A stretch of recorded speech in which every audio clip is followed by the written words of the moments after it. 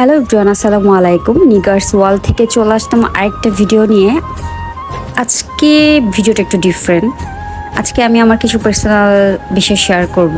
সেটা হচ্ছে বেশ কিছু কোয়েশ্চেন আমাকে অলওয়েজ মানুষ করে যে আমি কেন এত ভালো আছি, মানে আমি কেন এত হাসি খুশি থাকি, আমার লাইফে কি কোনো দুঃখ নাই, কোনো কষ্ট নাই। আচ্ছা প্রায় বলেন তো, কোন মানুষটা আছে যার লাইফে একেবারে হ্যাপিনেস দিয়ে ভরা, মানে তার কোনো দুঃখ নাই, কষ্ট নাই? এমন কি কোনো মানুষ আছে যার লাইফে মানে কোনো প্রবলেমই নেই? প্রবলেম ছাড়া আই গেস পৃথিবীতে মানুষই নেই।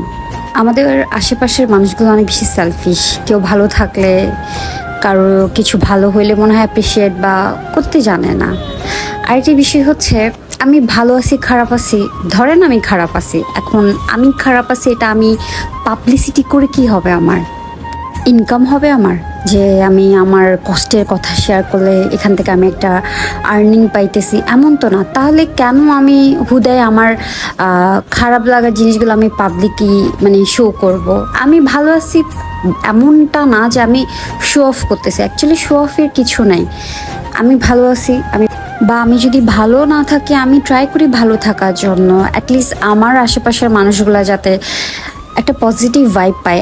আসলে এখনকার যে সিচুয়েশন, পজিটিভ ভাইব দেয়া বা পজিটিভিটি মেনটেন করা অনেক বেশি টাফ। কারণ সবার লাইফে প্রবলেম, ক্রাইসিস এটা থাকবে। সবসময় যে টাকার ক্রাইসিস হয় এমনটা না, ফ্যামিলি ক্রাইসিসও থাকে। অনেক সময় অনেকের অনেক ধরনের প্রবলেম থাকে, হতে পারে ফিউচার প্রবলেম বা জব ইস্যু। প্রবলেমটা আসলে অনেক ধরনের হয়। আপনি কিভাবে মানে বলবেন যে আপনার কোন প্রবলেমটা কখন আসবে, কখন হবে? সেগুলো আসলে পাবলিকলি না বলাটাই বেটার আমি মনে করি। আর আর কেউ ভালো আছে এটা জেনে যদি আপনি অ্যাপ্রিসিয়েট করতে না পারেন, প্লিজ অ্যাটলিস্ট তারে নিয়ে চুগলামি করবেন না, কারণ এটা আসলে অনেক বেশি খারাপ।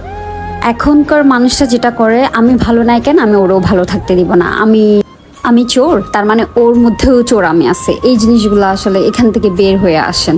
ডিপ্রেশন অনেক খারাপ একটা জিনিস। ডিপ্রেশন যে কারোরই হতে পারে, আপনি বুঝতেও পারবেন না। আপনি যার সাথে কথা বলতেছেন, ঘুরতেছেন, ফিরতেছেন, তার মধ্যে কত ধরনের ডিপ্রেস। একদিন দেখলেন সে সুইসাইড করে বসলো, আপনি চিন্তা করলেন আরে এই মানুষটা তো, এই মানুষের সাথে আমি কিছুক্ষণ আগেও গল্প করে আসলাম, সে তো এত ডিপ্রেস, আমি তো জানতামই না। তাহলে আপনি শুধু কথা বলার জন্য বলছেন, মেশার জন্য মিশছেন। আপনি যদি প্রপারলি তার প্রবলেমটা জানার ট্রাই করতে